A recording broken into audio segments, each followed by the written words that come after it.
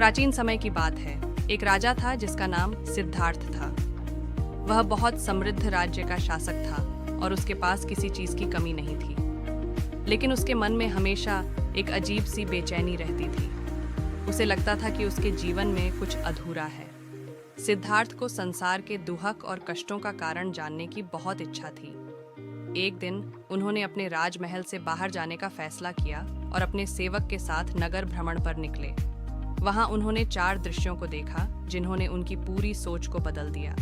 सबसे पहले उन्होंने एक बूढ़े आदमी को देखा जो कमजोर और झुका हुआ था। फिर उन्होंने एक बीमार आदमी को देखा जो दर्द से तड़प रहा था। तीसरे दृश्य में उन्होंने एक मृत व्यक्ति को देखा जिसे अंतिम संस्कार के लिए ले जाया जा रहा था। और चौथे दृश्य में उन्होंने एक सन्यासी को देखा जो शांति और संतोष से भरा हुआ था। ये दृश्य देखकर सिद्धार्थ को समझ में आ गया कि संसार में सभी को वृद्धावस्था, बीमारी और मृत्यु का सामना करना पड़ता है और ये जीवन के अटल सत्य हैं। उन्हें यह भी समझ में आया कि इन कष्टों से मुक्ति केवल आध्यात्मिक ज्ञान से संभव है। सिद्धार्थ ने सब कुछ छोड़कर सच्चे ज्ञान की खोज में निकलने का निश्चय किया।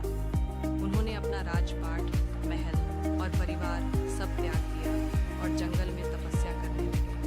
कई सालों की कठिन तपस्या के बाद बोधि वृक्ष के नीचे ध्यान करते समय उन्हें सच्चा ज्ञान प्राप्त हुआ और वे बुद्ध बन गए। बुद्ध ने समझाया कि संसार का हर दुख और कष्ट हमारी इच्छाओं और आसक्तियों से उत्पन्न होता है। अगर हम इन इच्छाओं को छोड़ दें और मध्यम मार्ग अपनाएं तो हम शांति और आनंद प्राप्त कर सकते हैं।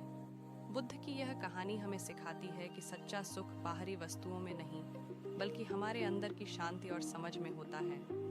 इच्छाओं को संतुलित करके और सही मार्ग पर चलकर हम भी अपने जीवन में स्थायी शांति और संतोष पा सकते हैं।